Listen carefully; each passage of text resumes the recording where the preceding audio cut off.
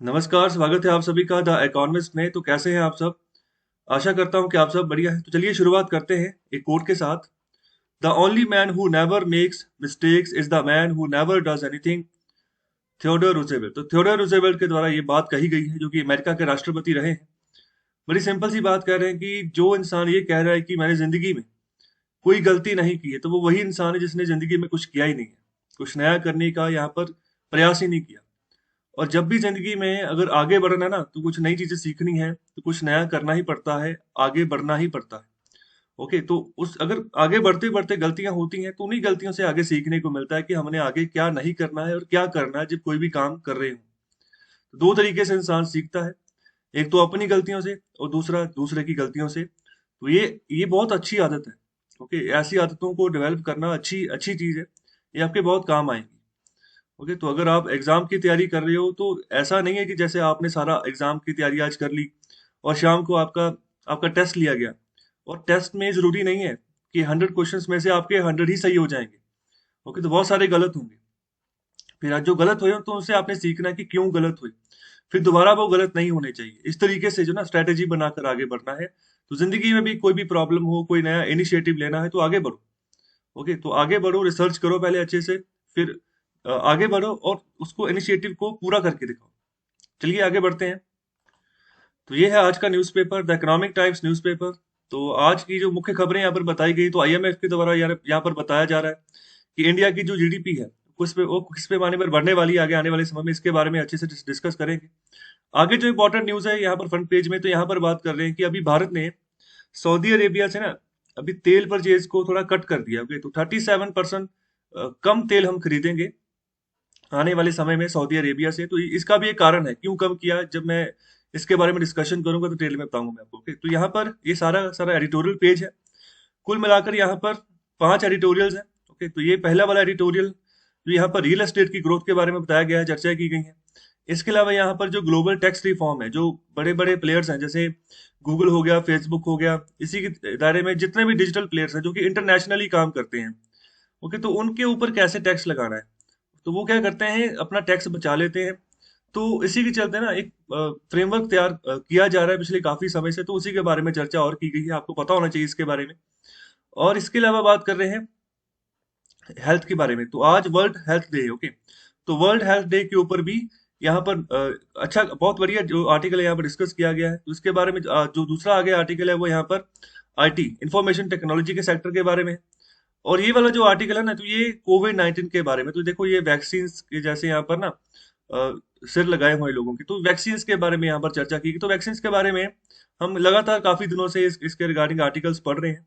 तो सिमिलर बातें यहाँ पर जो ना की गई हैं। अभी महाराष्ट्र में जो लॉकडाउन लगाया गया है, तो महाराष्ट्र में जो लॉकडाउन लगा है उसके चलते क्या क्या इम्पैक्ट पड़ सकता है, तो उसके बारे में एक आर्टिकल हमने कल भी डिस्कस किया था। तो ऐसी बातें यहाँ पर देखने को मिल रही हैं। तो ये आर्टिकल मैं अलग से डिस्कस नहीं करूंगा, तो इधर ही मैंने आपको थोड़ा सा इसके बारे में बता दिया कि क्या बातें ऑलरेडी हो चुकी हैं। और अगर आपने डिटेल में इसको देखना है, तो जो पहले मैं लेक्चर ले चुका हूँ कोविड 19 के बारे में, डेली मैंने लेक्चर लिया है, तो उनको आप सुन सकते हो। ठीक? तो चलिए ये 4 आर्टिकल्स को हम डिस्कस करते हैं एक एक करके। शुरुआत करते हैं पहले वाले आर्टिकल से, mind stall real estate for growth. तो लेक्चर शुरू करने से पहले एक लाइक कर दें और ज़्यादा से ज़्यादा शेयर भी कर दें इस लेक्चर को। और अगर आपको लेक्चर का पीडीएफ चाहिए, तो डिस्क्रिप्शन बॉक्स में टेलीग्राम चैनल का लिंक गिवन है, वहां पर जाइए, टेलीग्राम चैनल को ज्वाइन करें। तो डेली बेसिस पे वहां पर पीडीएफ अवेलेबल होता है। और अगर आपको चैनल का यहाँ पर वीडियो का नोटिफिकेशन नहीं आ रहा, तो सीधे द इकोनॉमिक्स वाला टैब ओपन करके वीडियोस वाले सेक्शन में जाए, और जो लेटेस्ट वीडियो होगी वही नई वीडियो होगी, डेट वहां पर पड़ी होगी, आपको पता चल जाएगा। तो चलिए शुरुआत करते हैं। तो एडिटोरियल नंबर 1 में क्या बात कर रहे हैं, तो अभी यहाँ पर रियल एस्टेट के बारे में बात की गई। तो रियल एस्टेट के ग्रोथ के बारे में बात की गई। हाल ही में जो डाटा है ना, तो उसमें ये चीज पाई गई है कि रियल एस्टेट की ग्रोथ में कमी देखने को मिली है। अभी जो 31 मार्च तक जो हमारा जो 2020-21 का फिजिकल ईयर कंप्लीट हुआ है, तो कुछ देर पहले ये बढ़ी थी ग्रोथ, लेकिन फिर दोबारा से स्टॉल होनी शुरू हो गई, दोबारा से गिरनी शुरू हो गई है। तो इसके चलते ऑथर बात करें कि पॉलिसी रिफॉर्म जो है ना, वो बहुत जरूरी है। अभी के लिए यहाँ पर खर्चा जो है ना, भारत सरकार को करना होगा बजट से, यहाँ पर पैसे लेकर। और यहाँ पर प्रायोरिटाइज मतलब कि एक रणनीति बनानी होगी कि कौन से सेक्टर को पहले जो है उसको यहाँ पर टेकर उसकी की जाए, कौन से सेक्टर को बाद में की जाए। तो इस तरीके से एक प्रायोरिटी भी बनानी होगी रियल एस्टेट के, जो जितने भी प्रोजेक्ट चल रहे हैं रियल एस्टेट में, तो वहां पर, जो कि जहां जहां पर भी इन्वेस्टमेंट की जरूरत है तो वहां पर बिना किसी डिले के इन्वेस्टमेंट पहुंच जाए, और यहाँ पर हम कैपेसिटी जनरेट कर दें कि जहाँ पर जो भी यहाँ पर डाउन स्ट्रीम डिमांड है ना, सीमेंट की, स्टील की, पेंट की, या फर्नीचर की, या फिटिंग्स की, कर्टेन्स, पर्दे वगैरह, कुशंस, ओके, गद्दे वगैरह, तो जितने भी यहाँ पर लेबर की डिमांड, तो उन सबकी हम यहाँ पर ना उनकी पूर्ति कर दें। ओके, तो इन्वेस्टमेंट होगी तभी तो ये डिमांड पूरी होगी ना।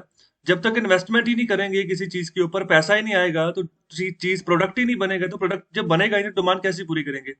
तो इन्वेस्टमेंट की जरूरत है अगर हमने यहाँ पर ग्रोथ को आगे बढ़ाना रियल एस्टेट सेक्टर में। तो रियल एस्टेट में बहुत चीजें आ जाती हैं। ज्यादातर व्यापार रियल एस्टेट में चलता है। जैसे कोई भी इंफ्रास्ट्रक्चर की कोई बिल्डिंग तैयार करनी है, कोई घर बनाना है, कोई पुल वगैरह तैयार करना है, कोई यहाँ पर हॉस्पिटल की बिल्डिंग तैयार करनी है, ओके, तो ऐसा बिजनेस, कोई रेस्टोरेंट वगैरह चला, तो ये सारा का सारा रियल एस्टेट के अंतर्गत आ जाए। तो ये सब चीजें चाहिए चाहिए। ओके, बिना सीमेंट के कोई इंफ्रास्ट्रक्चर खड़ा नहीं कर सकते आप, बिना स्टील के कोई इंफ्रास्ट्रक्चर खड़ा नहीं होगा, पेंट के कोई इंफ्रास्ट्रक्चर खड़ा नहीं होगा, फर्नीचर के कोई भी इंफ्रास्ट्रक्चर बन नहीं पाएगा अच्छे से। फिटिंग्स वगैरह भी जो है अच्छी खासी चाहिए, पर्दे वगैरह चाहिए, कुशन चाहिए, और लेबर चाहिए, तो ये सब चीजें चाहिए। ओके, रियल एस्टेट में अगर हमने ग्रोथ लेकर आनी है, अलग अलग जो रियल एस्टेट में भी अलग अलग दायरे निकलते, तो वहां वहां तक अगर हमने अप्रोच करनी है, तो उसी के चलते यहाँ पर बात करें ग्रीन फील्ड प्रोजेक्ट्स की, तो ग्रीन फील्ड प्रोजेक्ट्स भी बहुत जरूरी है। तो देखो, दो तरह के प्रोजेक्ट्स होते हैं, एक होता है ग्रीन फील्ड प्रोजेक्ट, एक होता है brown field project. Green field project वो होते हैं जिनकी शुरुआत जीरो से होती है। जीरो से कहने का मतलब कि नए दौर से यहाँ पर जमीन ढूंढी जाती है, और वहां पर उस प्रोजेक्ट को लगाया जाता है, और नए सिरे से वो प्रोजेक्ट लगता है। अगर अगर मैं बात करूं ब्राउन फील्ड प्रोजेक्ट की, तो ब्राउन फील्ड प्रोजेक्ट में नए सिरे से जमीन ही ढूंढी जाती, पहले से जो प्रोजेक्ट लगा हुआ है ना, उसी को आगे एक्सटेंड किया जाता है, उसी को सही किया जाता है, प्रमोट किया जाता है। तो ऐसे प्रोजेक्ट्स को हम ब्राउन फील्ड प्रोजेक्ट्स बोलते हैं।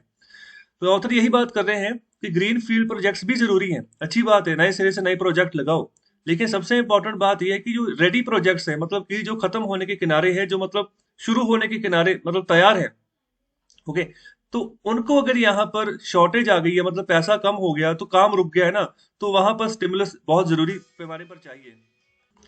और इसी के चलते जो साइज है किसी भी प्रोजेक्ट का, जो स्ट्रक्चर है, जो स्कोप है, ओके, तो यहाँ पर जो भी स्ट्रेस्ड रियल एस्टेट फंड है, तो यहाँ पर फंडिंग प्रोवाइड करनी होगी, पैसा मुहैया करवाना होगा उस फंड में। ओके, तो यहाँ पर पैसा चाहिए। ओके, तो यहाँ पर दोबारा से रिविजिट करना होगा जो भी कंक्रीट टर्म्स, मतलब कि जिन पैमाने पर उस प्रोजेक्ट को आगे बढ़ाया जा रहा है, जो कि कैपिटल जो ना जल्दी से यहाँ पर अब्जॉर्ब हो सके, पैसा जल्दी से यहाँ पर पहुंचाया जा सके, और जल्दी से काम खत्म हो। जब काम खत्म होगा तभी तो प्रोडक्ट बनना शुरू होगा, आगे आगे जो है चीजें पहुंचनी शुरू होगी। तो यहाँ पर इंफ्रास्ट्रक्चर खड़ा करना बहुत जरूरी है। तो कोर सेक्टर की यहाँ पर बात कर रहे हैं कि कोर सेक्टर में 8 अलग अलग तरीके के सेगमेंट्स आते हैं।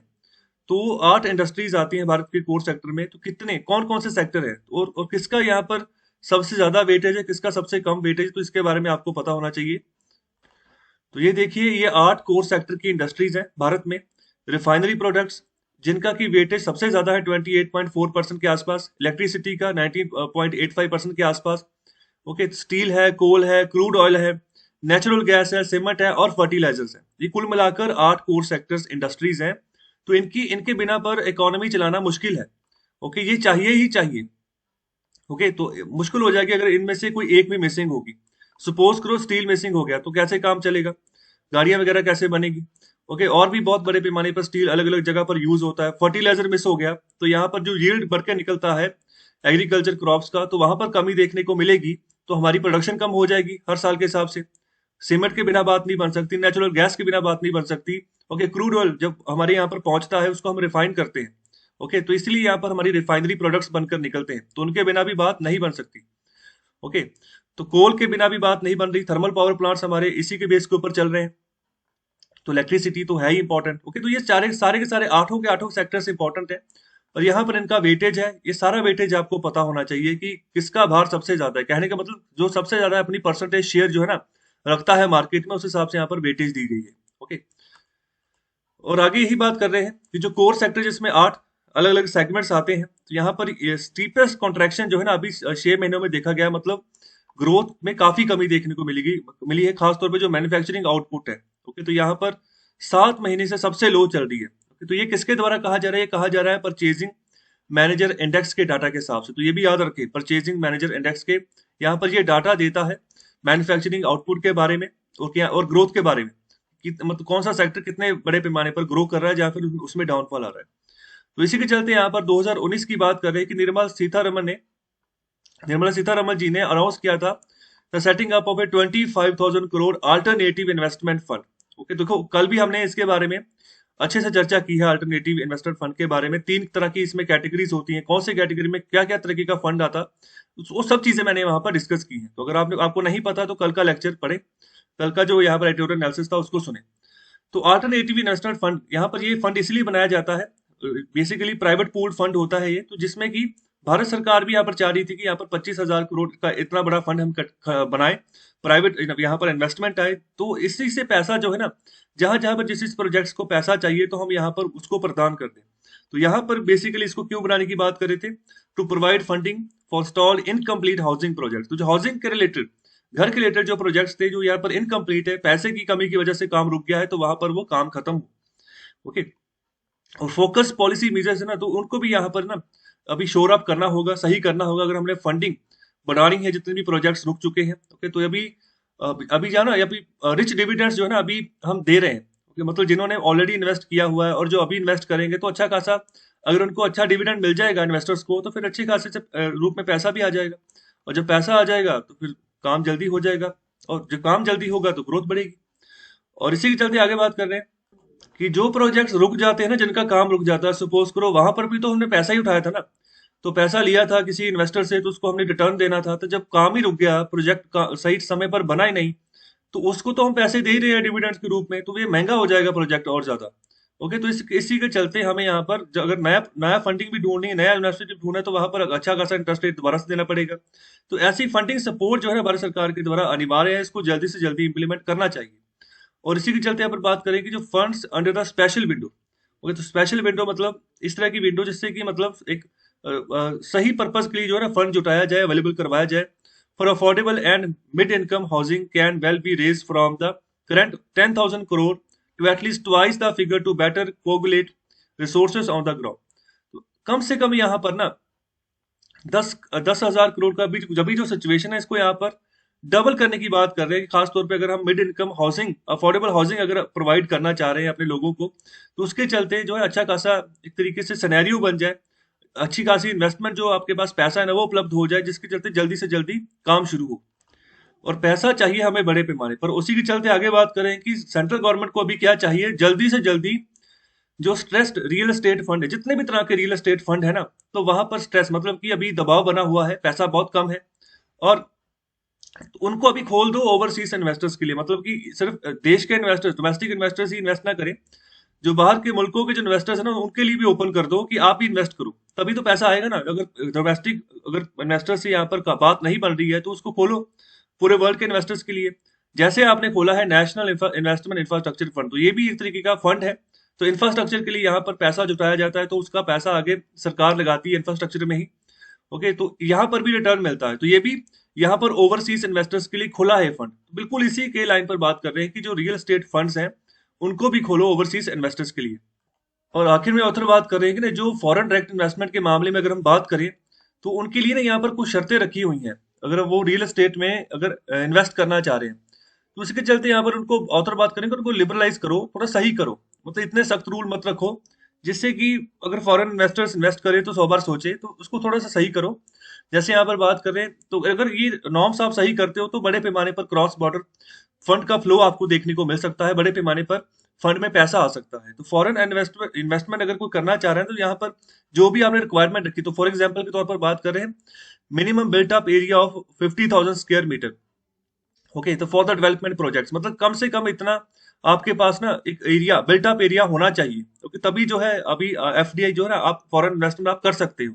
तो ऐसी शर्तों इस खत्म करो। जैसे यहाँ पर दूसरी एक और बात कर रहे हैं, और 10 hectares for plotting schemes. Okay, तो यहाँ पर कम से कम 10 हेक्टेयर की जमीन जो है वो होनी चाहिए, अगर किसी प्लॉटिंग मतलब प्लॉट वगैरह आप यहाँ पर किसी स्कीम के तहत निकाल रहे हो, तो ये सब चीजें इनको दूर करना चाहिए। ओके, तो ऐसी मतलब जो रिक्वायरमेंट्स हैं, इनको दूर करना चाहिए, इनको एग्जेम्प्ट करना चाहिए फॉरेन इन्वेस्टमेंट के लिए। तो अगर इनको साइड पे करते हैं, तो ऑथर का मानना है कि बड़े पैमाने पर इन्वेस्टमेंट एफडीआई के रूप में भारत में आ सकेगी। तो आखिर में बात करें कि जो स्पीड होती है ना, तो वही एक चाबी होती है। अगर हम यहाँ पर अनलॉक करना चाह रहे हैं किसी भी एसेट्स की वैल्यू को, जितना डिले होता जाएगा ना, तो उतना वो प्रोजेक्ट महंगा पड़ता जाएगा। ओके, देखो पहले जब शुरुआत में पैसा लगा, तो वो भी तो इन्वेस्टर से लेकर लगाया ना, तो वो भी किसी फंड से ही लगा है। तो जब फंड से पैसा लगा है तो वो टाइमली कंप्लीट नहीं हो रहा। टाइम था 5 सालों तक, 5 सालों तक जो है इन्वेस्टर्स का पैसा उनको वापस कर दिया जाएगा, साथ ही साथ इंटरेस्ट मिलता जाएगा। तो लेकिन 5 साल से टाइम टाइम काफी आगे निकल गया। ओके, तो अभी ये सब चीजें हैं कि लगातार फंडिंग चाहिए। ओके, लगातार फंडिंग चाहिए कि ताकि मतलब काम रुके ना। और ऐसा कभी नहीं होता कि जैसे जे कोई अगर कोई प्रोजेक्ट 10,000 करोड़ का प्रोजेक्ट है तो एक ही बार में सरकार ना 10,000 करोड़ रेज कर लेती है। धीरे धीरे पैसा रेज होता है फंडों में, जितने भी फंड्स होते हैं। ओके, तो धीरे धीरे यहाँ पर सरकार जुटाती रहती है पैसे, जितना लगता रहता है उसके हिसाब से फिर मार्केट से उठाती रहती है, धीरे धीरे करके सब काम होता है। तो इसमें और ज्यादा डिले नहीं होना चाहिए। तो इसी के चलते यहाँ पर बात कर रहे हैं कि हमें मोनिटाइज करना है जितने भी हमारे पाइपलाइन में प्रोजेक्ट्स हैं। ओके, अगर मैं बात करूँ नेशनल जो पाइपलाइन प्रोजेक्ट चल रहे हैं, नेशनल इंफ्रास्ट्रक्चर पाइपलाइन के तहत जो प्रोजेक्ट चल रहे हैं, तो तकरीबन 7,000 प्रोजेक्ट्स हैं वो। तो उनके लिए हमें 110 लाख करोड़ करोड़ रुपए की राशि चाहिए आने वाले 5 से 6 सालों में। तो ऐसा नहीं कि इकट्ठा एक ही बार इकट्ठा हो गया, धीरे धीरे इकट्ठा होगा टोटल राशि। ओके, तो यहाँ पर फंड्स को अच्छे तरीके से चैनल करना है जितने भी फ्रेश प्रोजेक्ट्स हैं उनके लिए। तो जो गैप्स हैं, ओके, तो उनको दूर करना है। तो यहाँ पर डिमांड क्रिएट करनी है for capital and intermediate goods. Okay, तो ये बहुत जरूरी चीज है। इंटरमीडिएट गुड्स को हम रॉ मटेरियल भी कहते हैं, रॉ मटेरियल जो गुड्स होते हैं उनको भी ये चीज भी हम बोलते हैं। ओके, तो ये याद रखें, तो इंपॉर्टेंट है। आई होप आपको आर्टिकल अच्छा लगा है। तो चलिए अभी बात करते हैं एडिटोरियल नंबर 2 की। तो यहाँ पर बात करें welcome Uncle Sam to global tax reform. तो ये अंकल सैम कौन है? ये अंकल सैम जो है ना यूएस के ट्रेजरी सेक्रेटरी, जिनका नाम है जेनेट येलन। तो देखो अमेरिका में जो भी जिस भी मंत्रालय कोई होता है ना, तो वहां पर सेक्रेटरी वर्ड का इस्तेमाल करते हैं। जैसे डिफेंस सेक्रेटरी हो गया, ट्रेजरी सेक्रेटरी हो गया, तो ये फाइनेंस मिनिस्टर है। ओके, जैसे भारत में फाइनेंस मिनिस्टर ऑफ इंडिया है ना जयशंकर जी, तो बिल्कुल उसी तरीके से यूएस के ट्रेजरी सेक्रेटरी हैं। तो यहाँ पर शब्द ये इस्तेमाल किया जाता है, ये भी याद रखें थोड़ा सा। और जेनेट येलेन का नाम है। तो ये भी चाह रहे हैं कि एक minimum rate of global corporate income tax होना चाहिए। तो ग्लोबल कॉर्पोरेट मतलब जो बड़े बड़े जो दायरे हैं, जैसे एमएनसीज है जो कि पूरे वर्ल्ड में ऑपरेट करती हैं। गूगल सिर्फ इंडिया में नहीं है, सिर्फ यूएस में नहीं है, ऑस्ट्रेलिया में भी है, बहुत सारी यूरोपियन कंट्रीज में भी है। बिल्कुल सिमिलर, बिल्कुल उसके जैसे फेसबुक है। तो और भी बहुत सारी यहाँ पर एमएनसीज हैं जो पूरे वर्ल्ड वाइड ऑपरेट करती हैं। तो अभी उनको ये ग्लोबल कॉर्पोरेट इनकम टैक्स की बात करें कि सभी मिलकर ना, जितने भी मुल्कों में ये ऑपरेट करते हैं, सभी मिलकर एक एक particular global corporate income tax decide करें कि इतना टैक्स लगेगा, चाहे जिस भी कंट्री में ये ऑपरेट कर रही है। ओके, तो अभी ये चाह रही है, अभी ये अभी जो बात कही गई ना जेनेट येलन के द्वारा, तो उसके द्वारा ये चीज पता चल रही है कि यूएस अभी चाह रहा है कि वो भी जो ग्लोबल एफर्ट अभी किया जा रहा है टू रिफॉर्म कॉर्पोरेट टैक्सेशन, जो कि जिसको लीड कौन कर रहा है, इसको लीड कौन कर रहा है, इसको लीड कर रहा है Organisation for Economic Cooperation and Development, OECD.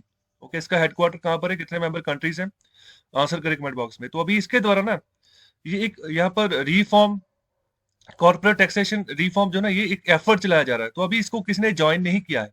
Okay, तो यूएस ने अभी पहली बार बोला है ये चीज कि यहाँ पर मिनिमम ग्लोबल कॉर्पोरेट टैक्स होना चाहिए, ताकि जो बड़े बड़े कॉर्पोरेशन को उनके ऊपर हम इनकम टैक्स लगा सके। ओके, तो अभी ये और कह रहा है जो जितने भी बड़ी बड़ी कंपनीज है ना, तो यहाँ पर एक मुद्दा चल रहा है जिसका नाम है बेस इरोजन प्रॉफिट शिफ्टिंग।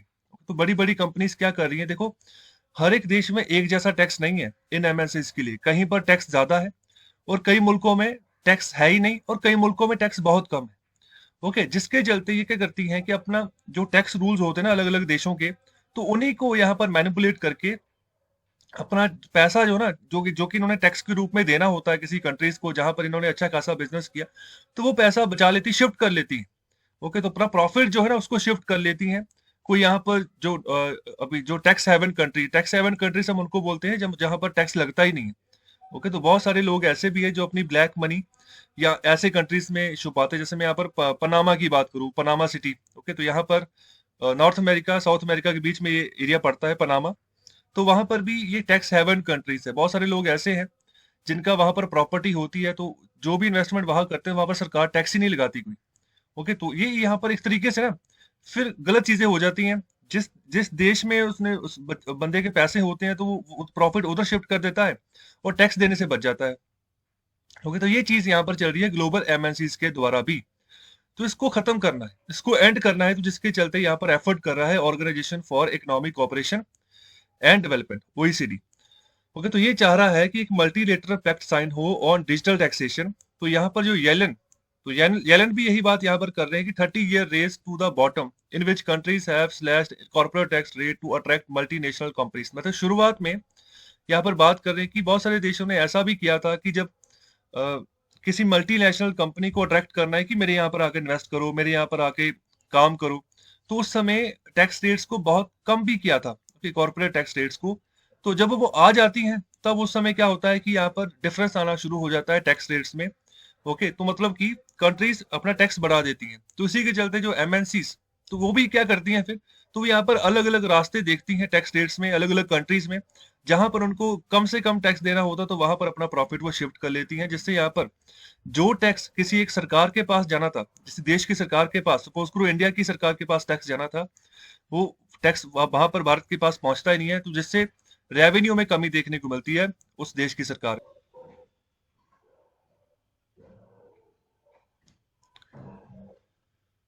वो कह रहे हैं कि जो कॉम्पिटिटिवनेस होता है ना वो बहुत अनिवार्य होता है जब भी यहाँ पर ग्लोबल प्लेटफॉर्म पर कंपनीज जो है ना डेवलप कर रही होती है, जैसे कोई नया स्टार्टअप आया, एक और गूगल है, एक और गूगल के ही जैसा एक नया स्टार्टअप शुरू हुआ है पूरी, जो कि धीरे धीरे अलग अलग कंट्रीज में फैलना शुरू हुआ है, तो अभी गूगल का वो राइवल हो गया जो नया स्टार्टअप है। तो अभी कैसे यहाँ पर प्रैक्टिसेस वो कंपनी करती है, ओके, तो मतलब किस तरीके से अपने राइवल को यहाँ पर टारगेट करती है, तो ये सब चीजें देखने वाली हैं। मतलब ऐसा तो नहीं है कि बिल्कुल यहाँ पर ऐसे गलत हथकंडे अपनाए जाते हैं जिससे कि जो नया स्टार्टअप शुरू हुआ है तो उसके सामने ऐसा एनवायरनमेंट खड़ा कर दिया कि वो खत्म ही हो जाए। ओके, जैसे यहाँ पर बात कर रहे हैं कि मर्जर्स एंड इक्वेशन बिड्स की बात कर रहे हैं, जैसे मतलब कोई छोटी कंपनी है तो उसको हमेशा गूगल ऑफर करता है। मैं एग्जांपल देता हूँ फेसबुक की। तो फेसबुक जब धीरे धीरे पनप रही थी, धीरे धीरे बड़ी हो रही थी, तो बहुत बार यहाँ पर ऑफर किया था गूगल की तरफ से कि आप हमें हमारी कंपनी में मर्ज कर लो, या फिर हम जो है आप अपने आप को हमें बेच दो।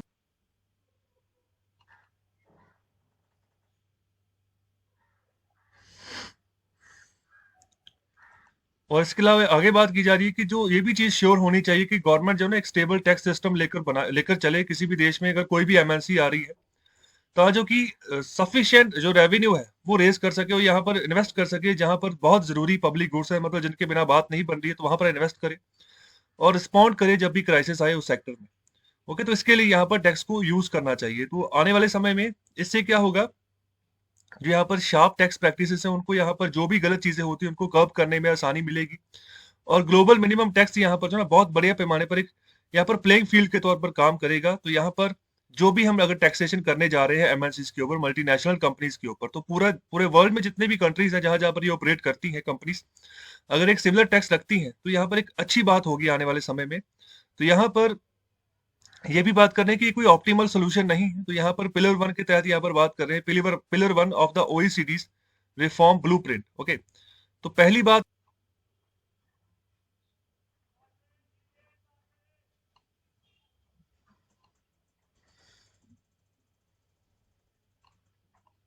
तो यहाँ पर यही बात की जा रही है कि जहां जहां पर भी उस कंपनी के कस्टमर्स लोकेटेड है, जिस भी देश में, तो यहाँ पर प्रॉफिट किस तरीके से यहाँ पर बटा हुआ है ना, तो यहाँ पर एक प्रिंसिपल की बात करें, एक सिद्धांत की बात करें, जिसके तहत यहाँ कंपनीज को पे करना होगा जहां जहां पर भी वो मतलब बिचर रही है, जहां जहां पर भी वो जा रही है, तो यहाँ पर हर एक मार्केट में यहाँ पर टैक्स उसको यहाँ पर पे करना होगा, जहां पर भी ये वैल्यू जनरेट कर रही है, जहां पर भी ये अपने प्रॉफिट्स बना रही है, तो यहाँ पर ये सब चीजें एक एमिनेंट सेंस बनाती हैं। तो ऐसा कहना है यहाँ पर यूएस के जो जो ट्रेजरी सेक्रेटरी है उनके द्वारा। तो ये येलेन की ये भी विश है कि यहाँ पर जो ओईसीडी यहाँ पर जो उसका पिलर टू है, ओके, तो वो भी सही तरीके से तभी काम करेगा जब पिलर वन सही तरीके से आगे बढ़ेगा। ओके, तो पिलर वन जब अच्छे तरीके से ऑपरेशन होगा तो तभी जो है आगे जो है बात बनेगी। तो टैक्सेशन की अगर बात करें तो ये सॉवरेन राइट है, सभी कंट्रीज का हक बनता है कि वो जो भी एमएनसीज उनके यहाँ पर काम कर रही है तो वो किसी तरीके का टैक्स चोरी ना करे, जितना टैक्स पर्याप्त बनता है तो वो रूल्स के मुताबिक गवर्नमेंट को पे करें। और कंट्रीज को यहाँ पर जितने भी तरीके के अलग अलग तरीके से डिफरेंसेस निकल कर आते हैं ना टैक्स सिस्टम में, तो उनको सही करना होगा आपस में मिलकर। ओके, तो आपस में मिलकर जहां जहां पर भी वो एमएनसी काम कर रही है तो टैक्स सिस्टम को सही करना होगा, ताकि जो कि एक कंसेंसस एक नतीजे पर पहुंचा जा सके किस तरीके से इनको यहाँ पर जो ना जो है इनको कंट्रोल करके चलना है एमएनसीज को। तो यहाँ पर सही बात यहाँ पर कर रहे हैं कि taxing the digital economy much of it without any physical presence in a jurisdiction to generate revenue and profit. तो यहाँ पर डिजिटल इकोनॉमी को अगर हम यहाँ पर टैक्स करना चाह रहे हैं तो बिल्कुल सही बात।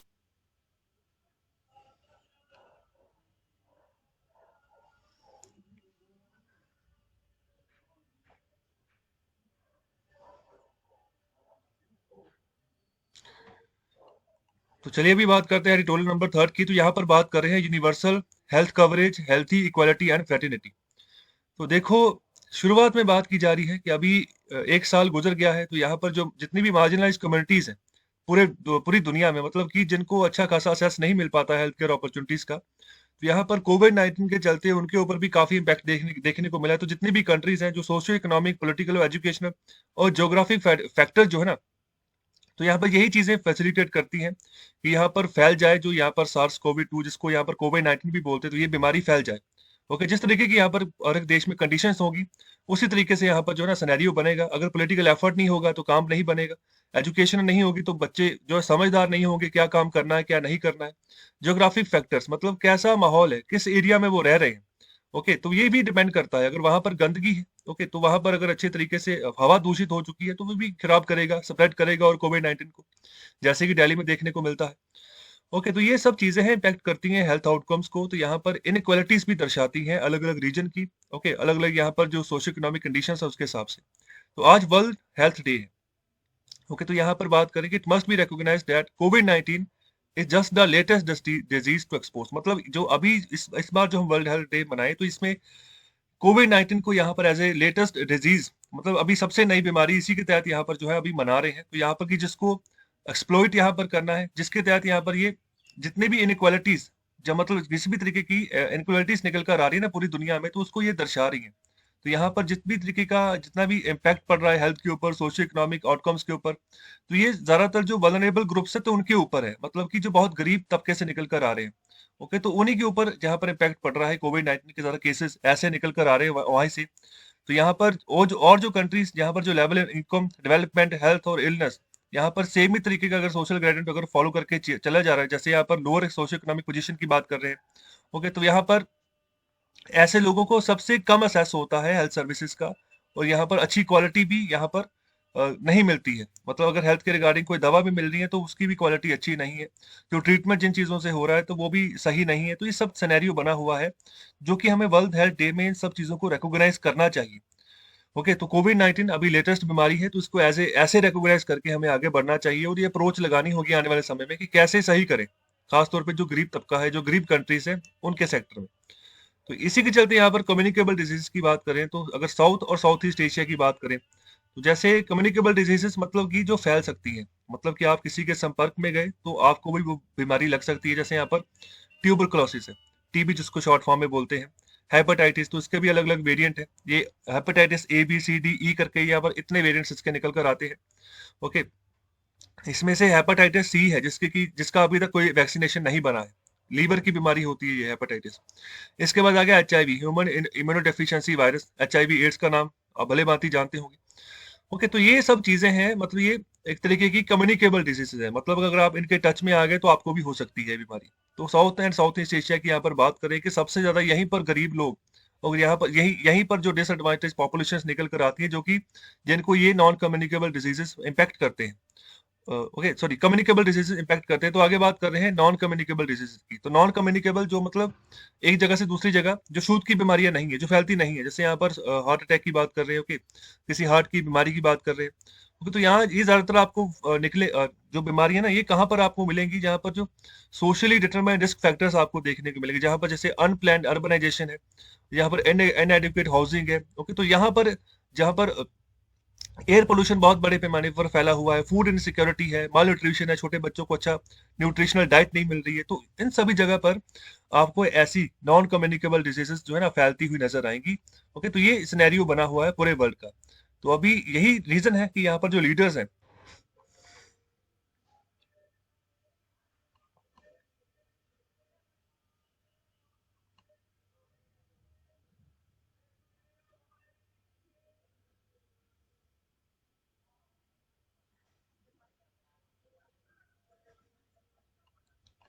और अगर लोगों की हेल्थ को सही करना है तो कुछ गोल्स की यहाँ पर बात कर रहे हैं। तो कुछ यहाँ पर पैरामीटर्स की बात करें, जैसे साफ पानी, साफ हवा, अच्छी इनकम हो। ओके, तो सोशल प्रोटेक्शन जो है उसको मिली मिलनी होनी चाहिए। मतलब कि अगर हेल्थ के रिगार्डिंग कोई आउटकम, कोई भी यहाँ पर प्रॉब्लम निकल कर आती तो उसको इलाज मिले अच्छा, फूड सिक्योरिटी मिले।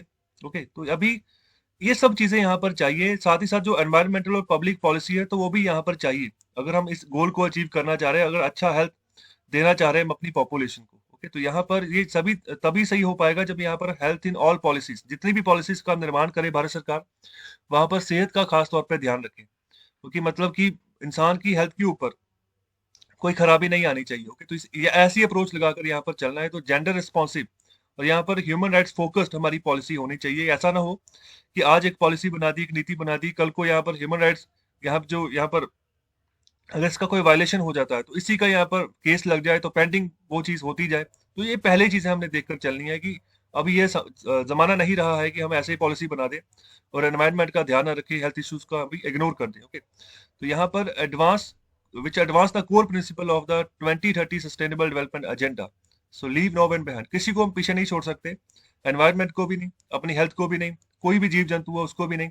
तो हमारा 2030 तक ना यहाँ पर सस्टेनेबल डेवलपमेंट गोल्स हैं, टोटल 17 गोल्स हैं इसमें। ये पूरे वर्ल्ड में यहाँ पर यूनाइटेड नेशन ने गोल दिए हुए हैं पूरे देशों को, जो भी यूनाइटेड नेशन के मेंबर कंट्रीज हैं, कि आपको ये 17 गोल अचीव करने हैं 2030 तक। ओके, तो ये इंपॉर्टेंट है, तो अभी उन्हीं के दायरे के हिसाब से उन्हीं को इम्प्लीमेंट करने के।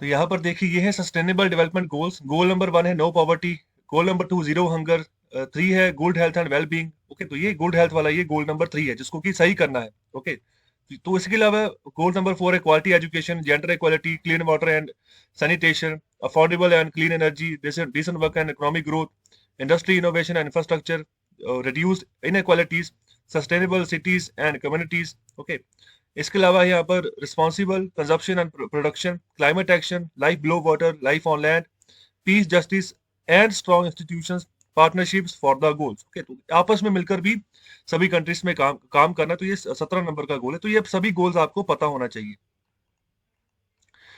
तो आगे बात की जा रही है कि हेल्थ सिस्टम यहाँ पर ना तो क्रिटिकल रोल यहाँ पर प्ले करते हैं। ओके, तो अगर किसी भी देश की अगर हेल्थ सिस्टम के अगर सही तरीके से वो काम कर रहे हैं तो पॉपुलेशन जो है ना सही रहेगी, पॉपुलेशन सही रहेगी तो इकोनॉमी आगे बढ़ेगी। अगर पॉपुलेशन बीमार पड़ गई तो इकोनॉमी के ऊपर इम्पैक्ट इसका आता ही आता है। तो 2014 से यहाँ पर बात करें south and south east Asia region की, तो यहाँ पर यूनिवर्सल हेल्थ कवरेज के तहत यहाँ पर फ्लैगशिप प्रायोरिटी जो है ना यहाँ पर परस्यू गई है इस इन रीजन्स में। ओके, तो यहाँ पर जो एम था यही था कि यहाँ पर इंश्योर करेगी जितने भी लोग हैं उनको यहाँ पर हेल्थ सर्विसेज जो जो भी उनको चाहिए वो उनको मिले। ओके, जहां पर भी चाहिए वहां पर मिले, और जिस जगह पर भी ये यहाँ पर उसको जब भी चाहते हैं कि हमें यहाँ पर फैसिलिटी मिले तो तब उनको यहाँ पर फैसिलिटी मिले। ओके, तो यहाँ पर विदाउट फाइनेंशियल हार्डशिप, मतलब कि ज्यादा पैसा भी उनका ना लगे, जो कि वो मेहनत से कमाते हैं। तो हमेशा ऐसा होता है कि जब भी वो बीमारी को लगती है ना तो जितना पैसा कमाया होता है मतलब बिल्कुल झट से जेब खाली हो जाती है। तो ये भी ध्यान रखा जा रहा है जो यहाँ पर यूनिवर्सल हेल्थ कवरेज जो अलग अलग सरकारों के द्वारा चलाई जा रही है अपने अपने देशों में। तो यहाँ पर रियल प्रोग्रेस तभी यहाँ पर देखने को मिलती है। तो इसके अलावा यहाँ पर बात करें हैं डाटा की, यहाँ पर बात करें from the regions 2020 monitoring report, तो ये क्या शो कर रहा है? ये शो कर रहा है कि हेल्थ सर्विस कवरेज अभी जो चल रही है ना, अगर एवरेज के हिसाब से बात करें तो ये अबाउ 63% है। अगर इसको कंपेयर करें एक दशक पहले तो तब ये 49% थी। ओके,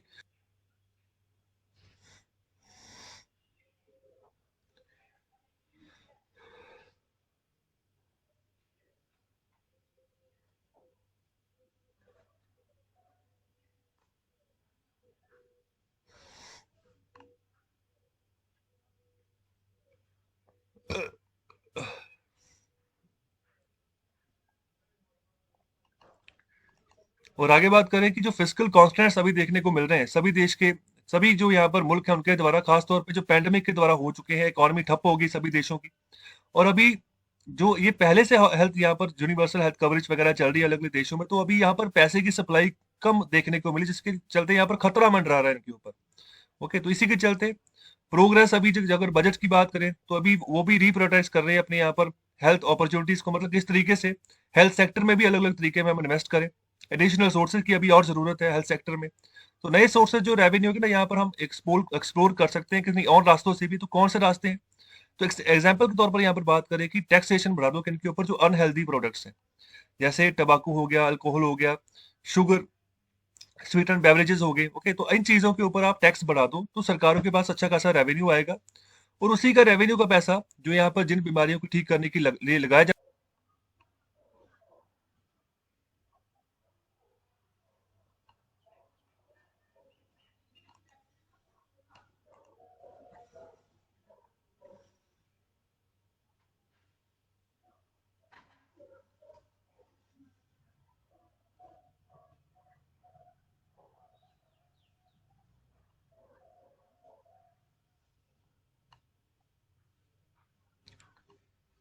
और इसी के चलते आखिर में बात कर रहे हैं कि जो कम्युनिटीज हैं तो उनको अभी और आगे आगे काम करते रहना, जिस तरीके से वो एंगेज हुई हैं, जिस तरीके से उन्होंने प्रिसाइसली काम किया है यहाँ पर कोविड-19 रिस्पांस के तहत, मतलब उसके खिलाफ जैसे कम्युनिटीज ने आगे अपने इनिशिएटिव्स लिए हैं ना, तो बिल्कुल इसी तरीके से आगे हमें इसको और बढ़ाना है। तो कम्युनिटी आउटरीच को और यहाँ पर एम्पावर करना है, इंक्लूडिंग जितने भी वुमेन लेड ऑर्गेनाइजेशन है उनको एम्पावर करना है, ताकि कि यहाँ पर जो रूट, यहाँ पर जड़े जो कारण है ना यहाँ पर इन इक्विटीज का, उसको आइडेंटिफाई किया जा सके और उनके सॉल्यूशंस लोकलाइज लेवल पर उनको निकाला जा सके, जिसके चलते यहाँ पर कोऑर्डिनेशन जो है ना between health and social services और टारगेट कम्युनिटीज, तो वो कोऑर्डिनेशन बढ़ सके और अच्छे से काम जो है ना वो देखने को मिल सके। तो यहाँ पर अगर गवर्नमेंट की बात करें, ओके, जो सोसाइटी अप्रोचेस की बात करें, तो यहाँ पर वो कंपेल कर रही है कि जो यहाँ पर यूएचसी यूनिवर्सल हेल्थ कवरेज के तहत जिस तरीके से हमें एक्सेलरेशन प्रोग्रेस करना चाहिए तो वो किया जा रहा है। और साथ ही साथ जो सस्टेनेबल डेवलपमेंट गोल नंबर 3 है, जिसको कि मैंने आपको अभी फोटो में दिखाया था, तो अभी उसको भी, उसके ऊपर भी हमें फोकस करके उसके ऊपर भी टारगेट बना के चलना है कि 2030 तक वो टारगेट अचीव करना है। मतलब कि सबको यूनिवर्सल हेल्थ कवरेज मिले 2030 तक, भारत में जितने भी लोग रह रहे होंगे, मतलब ऐसा कोई ना हो मतलब जिसके पास पैसे की कमी है और अपना वो इलाज ना करवा पाए। तो ये सिनेरियो हमने खत्म करना है 2030 तक, और इसी टारगेट को हमें यहाँ पर आगे बढ़ाते रहना है। आगे यहाँ पर बात करें कंट्रीज, जो जितने भी देश हैं, तो उनको भी यहाँ पर प्रायोरिटाइज करके चलना है कि यहाँ पर जो हाई क्वालिटी, टाइमली और रिलायबल हेल्थ डाटा जो है ना वो मिलता रहे। अगर सही डाटा मिलेगा ना तो सही तरीके से पॉलिसी अप्रोच होगी। अगर डाटा ही सही नहीं होगा तो पॉलिसी अप्रोच जिस भी तरीके से बनेगी तो फिर गलत हो सकता है, और जो रिजल्ट निकल कर आना चाहिए ना तो उसमें डिले हो सकता है। वो रिजल्ट जो है ना और लंबा डिले कर सकती है किसी भी देश की यहाँ पर हेल्थ आउटकम्स को सही करने के लिए। तो डाटा यहाँ पर कलेक्ट करना चाहिए on a disaggregated basis and analysed by a key stratified and inequities, sex, geography, income, education etcetera. तो यहाँ पर देखो जो डाटा आपने इकट्ठा किया, ओके, तो उसको यहाँ पर इकट्ठा करने के बाद जो अलग अलग जो यहाँ पर लोग पाए जा रहे हैं ना अलग अलग कम्युनिटीज के, उनके थ्रू एक बार जो है ना एनालिस करवाइए, वेरीफाई करवाइए, अलग अलग यहाँ पर सेक्स के थ्रू, अलग अलग यहाँ पर ज्योग्राफी के थ्रू, इनकम के थ्रू, एजुकेशन के थ्रू। तो ये सभी पैरामीटर्स हैं जिनके ऊपर आपने फोकस करके एनालिसिस करना है, ओके, उस डाटा का। और फिर यहाँ पर जो फाइंडिंग्स निकल कर आती हैं तो यहाँ पर उसी के तहत यहाँ पर हमने हेल्थ पॉलिसी मेकिंग करनी है और उसको बाद में इम्प्लीमेंट भी करना है कि सही तरीके से आगे काम किया जाए। तो यहाँ पर डब्ल्यूएचओ की भी यहाँ पर ना सपोर्टेड हेल्थ इंफॉर्मेशन प्लेटफॉर्म है, जो कि यहाँ पर इंटीग्रेटेड डाटाबेस जो है ना कंट्रीज की प्रोग्रेस के लिए प्रोवाइड करता है। तो यहाँ पर भी अलग अलग इंडिकेटर्स हैं जिनको कि फॉलो करके चलता है डब्ल्यूएचओ, तो उसी।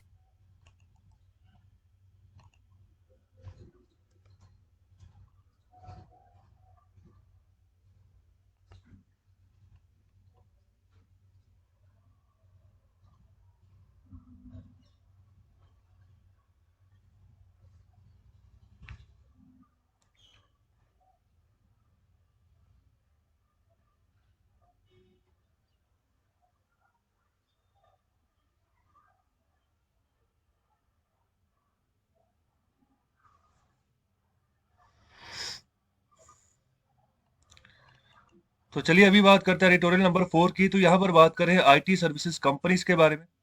Big deals no more a big deal. देखो, जब भी बड़ी डील करनी होती है ना, जो मतलब बिलियन ऑफ डॉलर में डील होती है किसी एक कंपनी की दूसरी कंपनी के साथ, तो अभी ऑथर के यहाँ पर ये कहना है कि जो बड़ी डील है ना, अभी ये कोई बड़ी डील नहीं रह चुकी, मतलब आसानी से ऐसी डील्स हो सकती है, क्योंकि पहले ऐसा सोचा जाता था कि आईटी कंपनीज के दायरे में जो बड़ी डील है ना तो वो करना मतलब नामुमकिन है। ओके, लेकिन अभी ऑथर के द्वारा ये बात की जा रही है कि जो अभी डाटा देखने को मिला ना पिछले 3 सालों में, जो सिनेरियो देखने को मिला है इंफॉर्मेशन टेक्नोलॉजीज कंपनीज के बारे में, तो अभी उससे ये पता लग रहा है कि डील्स वगैरह हुई हैं बड़े पैमाने पर, तो हो सकती हैं। ओके, तो अभी शुरुआत में बात करेंगे किस तरीके से देखो कोविड-19 ने जितने भी बिजनेस थे उनको यहाँ पर किस तरीके से डिस्ट्रप्शंस वहां पर पैदा कर दी पूरी दुनिया में, तो ये तो सबको पता है। ओके, तो यहाँ पर इससे क्या हुआ, इससे जो कंपनी जितने भी सेक्टर्स में काम कर रही थी तो उन्होंने उन्होंने अपना यहाँ पर तरीका बदल दिया काम करने का। तो अभी डिजिटल टेक्नोलॉजीज को फोकस करके, यहाँ पर क्लाउड टेक्नोलॉजी को फोकस करके उन्होंने काम करना शुरू कर दिया पूरे वर्ल्ड वाइड। ओके, तो यहाँ पर बहुत सारी जो इंडियन जो यहाँ पर आईटी कंपनीज हैं, आईटी सर्विसेज कंपनीज, तो उनको भी यहाँ पर बड़े पैमाने पर मौका मिला कि बड़ी बड़ी डील्स जो है ना उनको ग्रैब कर पाए पूरी दुनिया में। ओके, तो यहाँ पर ये ट्रेंड अभी भी चलता जा रहा है। ओके, तो अभी अभी मीडियम और small Indian IT services companies की बात करें तो वो भी जो है ना बड़ी डील्स जो है ना लार्जर डील्स जो है अभी जो है उसको साइन कर सकती हैं आने आने वाले समय में। ओके, तो ये ऐसा सिनेरियो बनता जा रहा है। तो अभी इस समय में आगे आप भी बात कर रहे हैं कि जैसे कंपनीज जो यूएस में कंपनीज हैं आईटी सेक्टर के रिगार्डिंग, तो वो अभी बिजी हैं, डील साइन कर रही हैं जो इंडियन आईटी कंपनीज है, जैसे टाटा कंसल्टेंसी सर्विसेज हो गया, इन्फोसिस हो गया, विप्रो हो गया, इन तीनों के साथ। तो ये तीनों की तीनों कंपनीज यूएस में भी काम करती हैं। ओके, यूएस में भी इनकी एंटाइटी है।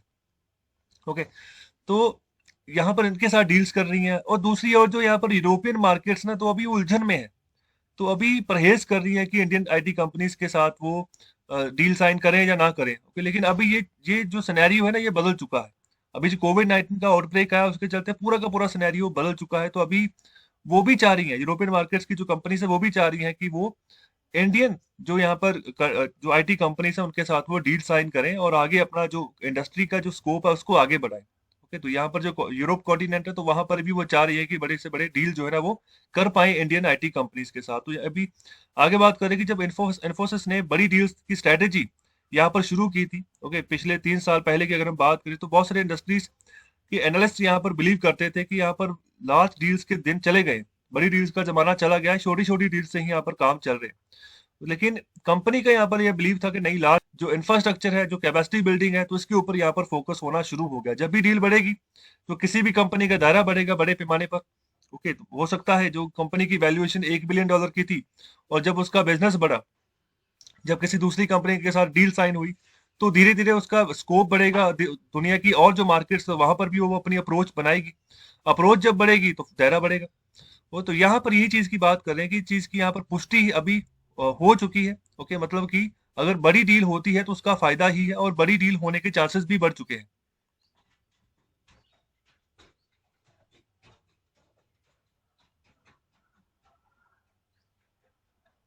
तो ये सब कुछ क्यों हुआ? इसी कोविड-19 के चलते। कोविड-19 के चलते पूरा सिनेरियो ही उलट गया। ओके, तो जैसे इन्फोसिस की बात कर रहे हैं कि इन्होंने $3.1 बिलियन की यहाँ पर लार्ज डील की फिस्कल ईयर 2018 में, फिर बाद में 6.3 बिलियन की डील हुई इनकी फिस्कल ईयर 2019 में। और यहाँ पर 2020 की बात करें तो यहाँ पर शार्पली राइज देखने को मिला। 9.1 बिलियन यहाँ पर यूएस डॉलर की डील हुई है इनकी फिस्कल ईयर 2020 में। तो ये कोई भी कंपनीज हो सकती है जिनके साथ इनकी डील हुई है, चाहे यूएस मार्केट में हो चाहे यूरोपियन मार्केट में हो। तो कंपनी की यहाँ पर अगर बात करें ना, तो company has already done over $12 billion in fiscal year 2021। तो जो फिस्कल ईयर 2020-21 वाला ये जो चला है, तो ऑलरेडी ये $12 बिलियन अभी ये कलेक्ट कर चुकी है। ओके, तो ये भी एक इंपॉर्टेंट साइन है यहाँ पर शो हो रहा है कंपनी के बारे में। तो पैंडेमिक ने ये सभी कंडीशन जो है ना ये क्रिएट की है। तो ये ऑफशोर ऑफ कोर्स यहाँ पर जो है सही बात यही है। ओके, तो यहाँ पर एक एसेलेशन मिला है डिजिटल ट्रांसफॉर्मेशन को। ओके, तो यहाँ पर लोग क्लाउड, यहाँ पर क्लाउड जो है ना, क्लाउड जैसे आसमान जैसे बादल होते हैं, तो क्लाउड कंप्यूटिंग के बारे में भी अगर आपने सुना है तो सारा डाटा आपको उधर ही स्टोर रह रहा है। तो देखो, अगर आप कोई भी प्रोफाइल चला रहे हो, तो अगर आप अपनी फोटोज भी रख रहे हैं ना मोबाइल में, तो उसका एक बैकअप ना क्लाउड पे बन रहा है। ओके, अगर आपकी मोबाइल फोन चोरी भी हो जाता है तो दोबारा से आपकी जो जीमेल की आईडी है उसको फिल करोगे ना, तो गूगल फोटोज में जाओगे तो आपको पूरा का पूरा बैकअप फिर सामने आ जाएगा। तो वो क्लाउड में स्टोर हो रहा है, इसलिए आपके सामने आ रहा है। ओके, तो ये क्लाउड टेक्नोलॉजी है ना, इसके ऊपर अभी आने वाला जमाना इसी का है। कोई जमाना था जब पेन ड्राइव का जमाना था, या फिर जो फ्लॉपी डिस्क का जमाना था जहां पर सिर्फ 1 MB स्टोरेज होती थी, वहां पर डॉक्यूमेंट रखते थे। फिर मेमोरी कार्ड का जमाना आया, फिर पेन ड्राइव का जमाना आया। ओके, अभी जमाना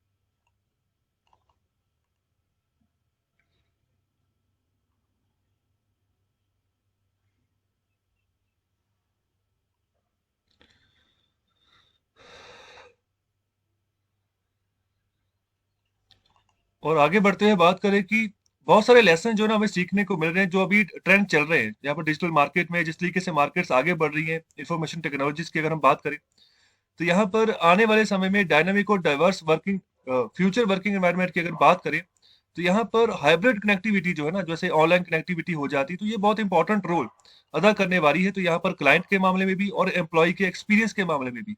ओके, तो पहले तजुर्बा अलग था, ऑफिस में बैठते थे, वहीं पर सारे काम होते थे, अभी सब कुछ ऑनलाइन हो रहा है। तो ये यही जो है ना एक रास्ता बचा है बिजनेस को आगे बढ़ाने का आईटी सेक्टर में, चाहे कोई भी सेक्टर हो। लेकिन अगर मैन्युफैक्चरिंग सेक्टर की बात करें तो वहां पर तो फिजिकली अवेलेबल होना ही पड़ेगा, उसके बगैर बात बनेगी ही नहीं। दूसरी यहाँ पर बात करें कि एंटरप्राइजेस जो भी हैं, जो भी कंपनीज हैं, तो यहाँ पर रियलाइज कर रही हैं, तो अब डिपेंडेंस उनकी अभी बढ़ती जा रही है टेक्नोलॉजी के ऊपर। ओके, तो अभी टेक्नोलॉजी इंफ्रास्ट्रक्चर के ऊपर फोकस कर रही हैं कि यहाँ पर सही तरीके से जिस जिस भी तरीके से वो आगे बढ़े, यहाँ पर कोई भी जैसे सिस्टमेटिक शॉक जैसे अभी आ गया पैंडेमिक के चलते, तो अभी टेक्नोलॉजी है ना, यही आसरा है इनका। और डिपेंडेंस जो बढ़ती जा रही है, तो अभी आने वाले समय में और बढ़ती जाएगी। ओके, तो यहाँ पर अगर ये डिपेंडेंस बढ़ती जाएगी ना, तो एक और यहाँ पर प्रॉब्लम सामने आ जाती है, वो है यहाँ पर क्लाउड एंड साइबर सिक्योरिटी। तो देखो, कोई भी डाटा क्लाउड पे अगर आपका अवेलेबल है, तो इसके रिगार्डिंग ना एक मंशा, एक यहाँ पर संशय भी रहता है दिमाग में कि कहीं वो डाटा चोरी ना हो जाए। ओके, तो साइबर सिक्योरिटी सबसे इंपॉर्टेंट चीज है। तो जब तक साइबर सिक्योरिटी का भाव, इसके बारे में श्योरिटी हम यहाँ पर लोगों में, आम लोगों में नहीं पैदा कर देते ना, तब तक इसके ऊपर, क्लाउड कंप्यूटिंग के ऊपर लोगों की डिपेंडेंस नहीं बढ़ेगी। ओके, तो लोग झिझकेंगे अभी भी। तो साइबर सिक्योरिटी बहुत जरूरी है।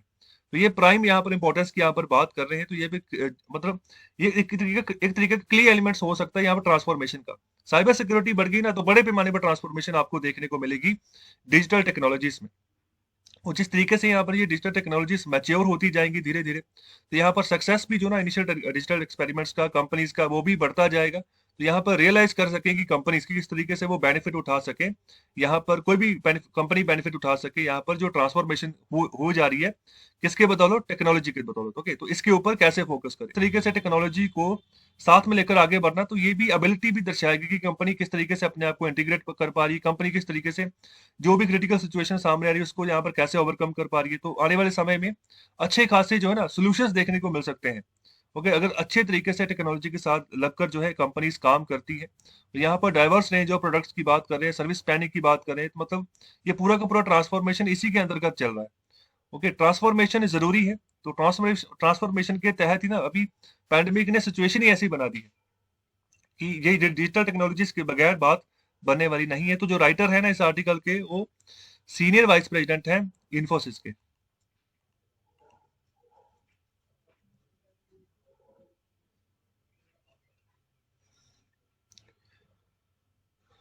तो देखो फ्रंट पेज में क्या न्यूज आई है। फ्रंट पेज में न्यूज आई कि गवर्नमेंट ऑफ इंडिया ना सऊदी अरब से जो क्रूड ऑयल खरीदता ना, उसको यहाँ पर 1/3 के हिसाब से उसको उसमें कट लगाने वाली है। तो यहाँ पर 37% अभी कम तेल खरीदेंगे हम, जो पहले हम तेल खरीदते थे सऊदी अरेबिया के। तो ये क्यों सिचुएशन ऐसी बनी?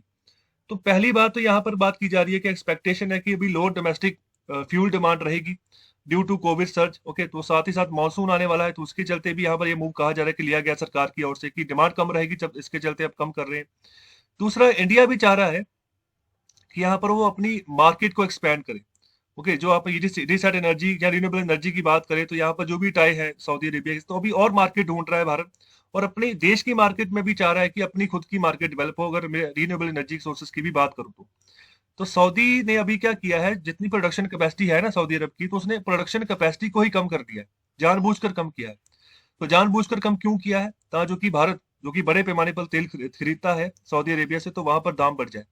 तो आप देखो दाम बढ़े हुए हैं। तो अभी हुआ क्या था रिसेंटली, जो हमारे पेट्रोलियम मिनिस्टर है धर्मेंद्र प्रधान जी, तो उन्होंने एक रिक्वेस्ट भेजी थी सऊदी गवर्नमेंट को। उन्होंने कहा कि देखो, पेट्रोल और डीजल के प्राइसेस बहुत ज्यादा बढ़ रहे हैं। ओके, तो आप क्या करो, अपनी प्रोडक्शन कैपेसिटी बढ़ा लो। तो ये रिक्वेस्ट की थी। तो उधर से जवाब क्या आया? उधर से जवाब आया सऊदी अरेबिया से कि हम प्रोडक्शन कैपेसिटी नहीं बढ़ा सकते, आपके देश के अंदर जो रिजर्व पड़े हुए हैं ना तेल के, तो आप उनको चालू कर लो। ओके, तो भारत में कुल मिलाकर 26 ऐसे सेगमेंट है जहां पर ऑयल है। ओके, लेकिन उनमें से सिर्फ 8 ही ऑपरेशनल है। अभी जो 8वां है ना, लेटेस्ट अभी ऑपरेशनल हुआ है, ये वेस्ट बंगाल में हुआ है, जो 24 परगना जिला है ना बंगाल का, वहां पर हुआ है। तो अभी इतने हमारे पास इतनी कैपेसिटी नहीं है, चाहे बड़े पैमाने पर बाहर के मुल्कों से, खासतौर पे सऊदी अरेबिया, ईरान हो गया। तो ये चीज अच्छी नहीं लगी भारत को।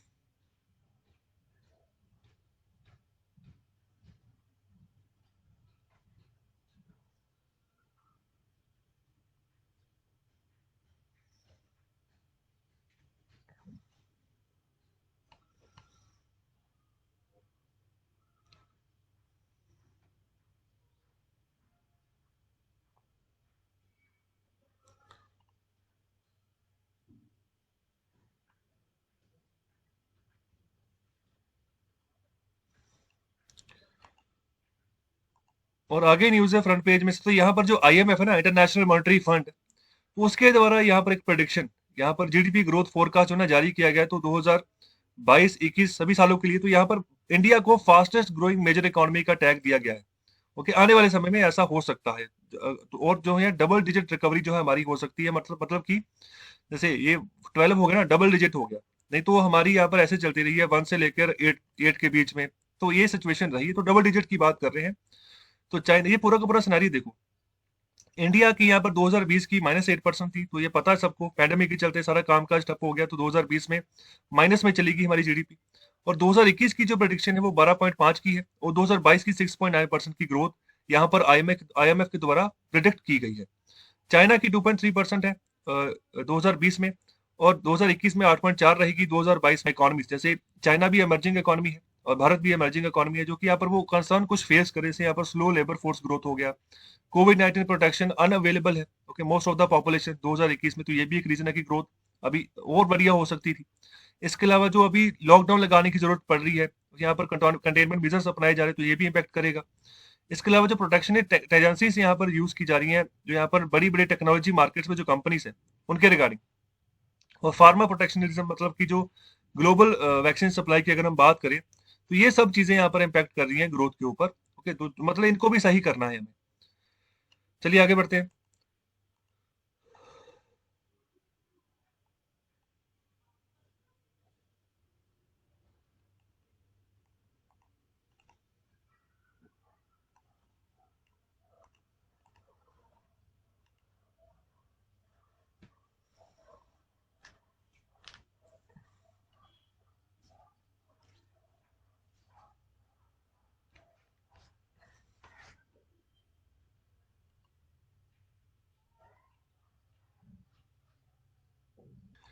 और आगे जो न्यूज थी यहाँ पर बात करें कि कोई मिलिट्री अलायंस चाइना के साथ नहीं रखेगा रशिया, तो इंडिया को श्योर किया है रशिया ने। तो मॉस्को जो है ना, इंडिया की सपोर्ट करता रहेगा ऑन कश्मीर इश्यूज और ऑन पाकिस्तान रिलेटेड इश्यूज। तो ये यहाँ पर बात का जो है ना, मतलब अश्योरिटी दे दी है इंडिया को कि इसी तरीके से यहाँ पर कोई भी अलायंस चाइना के साथ रशिया नहीं करेगा, और जो भी इक्विपमेंट भारत को सप्लाई करता रहा है उसको कंटिन्यू सप्लाई करता रहेगा आगे भी, जो भी यहाँ पर मिलिट्री इक्विपमेंट होते हैं, तो उसके बारे में यहाँ पर बात की जा रही है।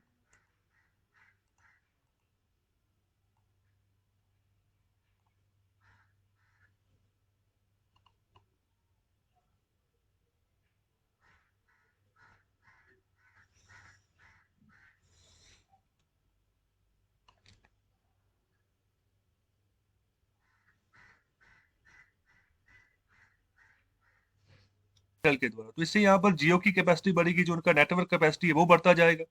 और ये सिनेरियो ये अभी पहली बार ऐसा देखने को मिला है कि एयरटेल खुद अपने ही यहाँ पर ना, अपने ही राइवल को अपना ही स्पेक्ट्रम जो है वो बेच रहा है।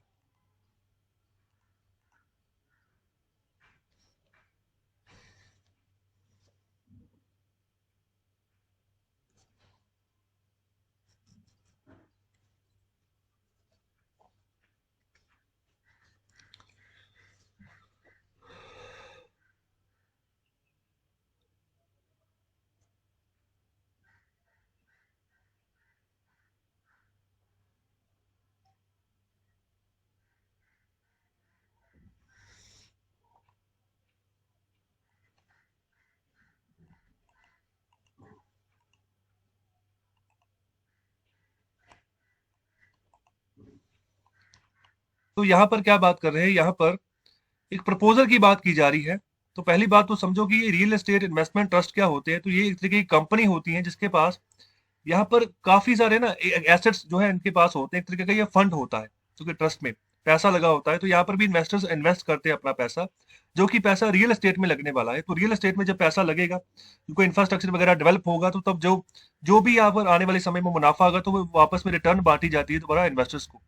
ओके, तो यहाँ पर बहुत अलग अलग टाइप्स के यहाँ पर ये रियल एस्टेट इन्वेस्टमेंट जो ट्रस्ट होते हैं, जैसे यहाँ पर कमर्शियल रियल एस्टेट हो गया, जहां पर यहाँ पर जो रेंज इसकी निकलती है, from office and apartment buildings to warehouses, hospital, shopping centres, hotels and commercial forest, ये सब चीजें आ जाती हैं। ओके, तो यहाँ पर कुछ यहाँ पर जो रेट्स होते हैं तो एंगेज करते हैं द फाइनेंशियल रियल एस्टेट। तो अभी क्या किया जाने वाला है, तो अभी ना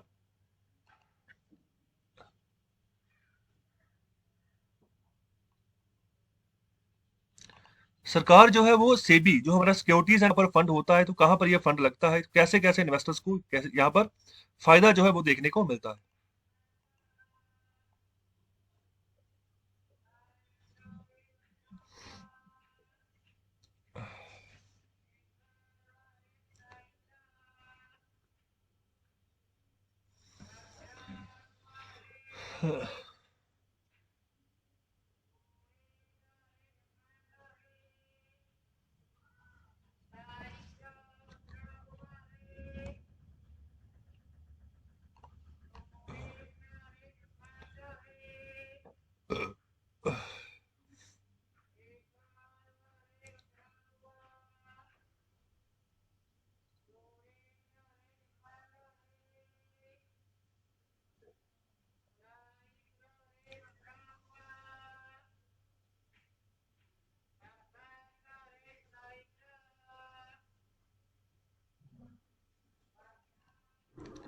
और आगे न्यूज है इकोनॉमी माइक्रो और मैक्रो वाले पेज में से, तो यहाँ पर देखो भारत सरकार ने एक स्कीम चलाई थी, विवाद से विश्वास। ओके, तो ये एक टैक्स एमएसटी स्कीम थी, जिसके तहत यहाँ पर जिन लोगों ने टैक्स का पैसा नहीं दिया ना, तो एक स्कीम के तहत यहाँ पर कुछ रियायतें इनको दी गई थी कि आप अपना टैक्स चुका दें, ओके, सही समय रहते, तो जिसके तहत इनको काफी फायदा भारत सरकार को देखने को मिला। तो यहाँ पर 54,000 करोड़ के आसपास जो है ना, जो यहाँ पर टोटल टैक्स डिस्प्यूट था वो था 1 लाख करोड़ का, तो उसमें से 54,000 करोड़ भारत सरकार के पास आ चुका है थ्रू विवाद से विश्वास स्कीम के तहत। तो यहाँ पर कोई पेनल्टी वगैरह नहीं लगाई जाएगी, तो ऐसे यहाँ पर प्रावधान थे इस स्कीम के तहत, अगर कोई अपना टैक्स चुका देता है। तो यहाँ पर one of the most successful scheme इसको कहा जा रहा है ऑफ द टैक्स डिपार्टमेंट। तो यहाँ पर टोटल थे जनवरी 2020 के हिसाब से, तो वो 5.10 लाख के थे। ओके, तो यहाँ पर टोटल पेमेंट टैक्स पेमेंट जो है इनके द्वारा की जा चुकी है। तो ये पूरा का पूरा डाटा यहाँ पर सीबीडीटी चेयरमैन के द्वारा ये बात कही जा रही है कि यहाँ पर बेस्ट पॉसिबल रिजल्ट जो है अभी देखने को मिला है इस स्कीम के तहत। तो सीबीडीटी का मतलब क्या होता है? Central board for direct taxes.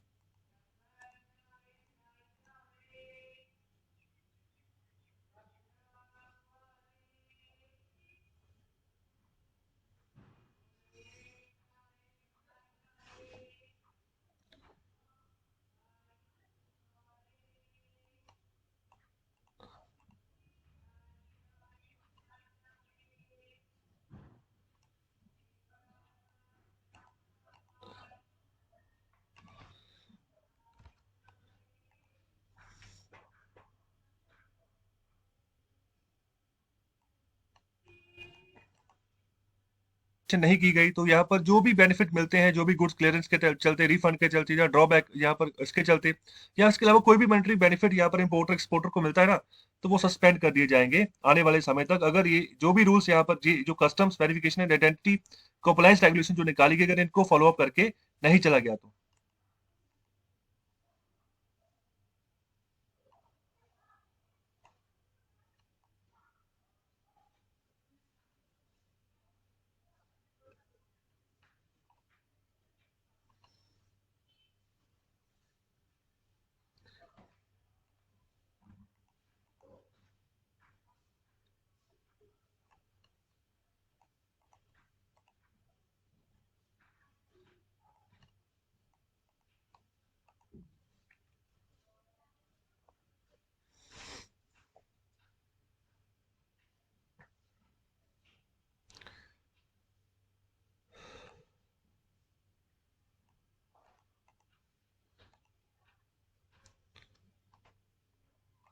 और आगे बात कर रहे हैं जो पावर एक्सचेंज ट्रेड है ना, तो अभी 41% की इसमें वृद्धि देखने को मिली। देखो, जैसे भारत में स्टॉक एक्सचेंजेस हैं, national stock exchange, Bombay stock exchange, तो वहां पर क्या होता है? वहां पर ट्रेड होता है, व्यापार होता है।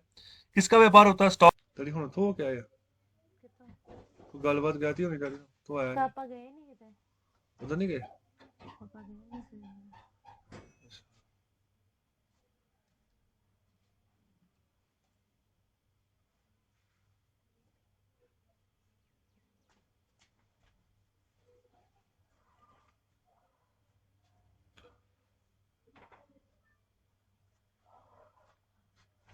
कितना रह गया ਤੁਹਾਡਾ?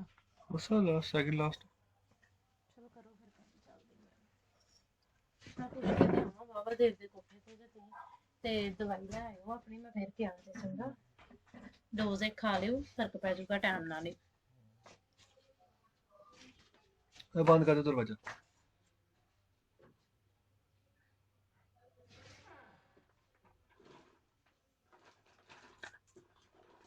यूनिकॉर्न के क्लब में शामिल हो चुका है, जिसकी वैल्यूएशन अभी $2.2 बिलियन की हो चुकी है। तो पहले ये 215 मिलियन डॉलर की इसकी वैल्यूएशन थी, तो मतलब इतने बड़े पैमाने पर इसकी वैल्यूएशन बढ़ चुकी है। ओके, जस्ट यहाँ पर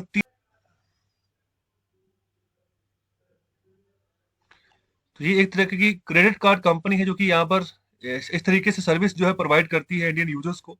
तो अभी 60 मिलियन इंडिया के यहाँ पर क्रेडिट कार्ड यूजर्स हो चुके हैं, यहाँ पर इसी यहाँ पर जो क्रेड ऐप है इसके तहत।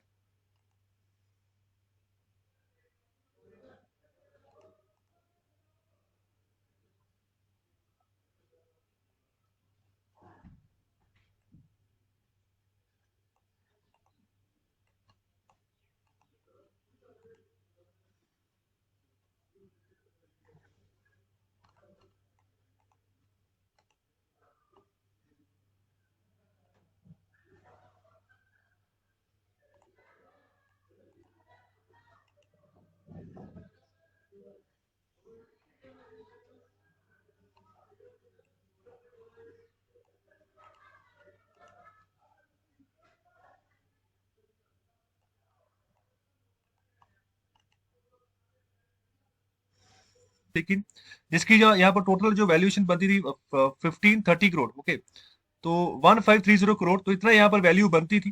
तो लेकिन यहाँ पर आरबीआई की कुछ यहाँ पर रिकमेंडेशन है, आईआरडीए रूल्स है, तो यहाँ पर जिसके तहत वो 30% स्टेक नहीं खरीद सकते थे। ओके, तो यहाँ पर शुरुआत में 13% स्टेक खरीदा है, तो इसके पास अभी ऑप्शन है कि मैक्सिमम 20% स्टेक जो है ना वो खरीद सकता है मैक्स लाइफ इंश्योरेंस में। तो यहाँ पर इंश्योरेंस सेक्टर के लिए अलग अलग रूल्स है आरबीआई के। तो यहाँ पर जो इंश्योरेंस रेगुलेटरी डेवलपमेंट जो अथॉरिटी आईआरडीए है, तो ये मिनिस्ट्री ऑफ फाइनेंस के तहत काम करती है, गवर्नमेंट ऑफ इंडिया के तहत काम करती है, रेगुलेट करती है, प्रमोट करती है इंश्योरेंस के बिजनेस को भारत में। ओके, और इंश्योरेंस इंडस्ट्रीज को इसको बनाया गया था insurance regulatory and development authority act 1999। Okay, तो पार्लियामेंट में ये पास हुआ था। इसका जो हेडक्वार्टर है वो हैदराबाद है, तेलंगाना में, जो कि अभी मूव कर दिया।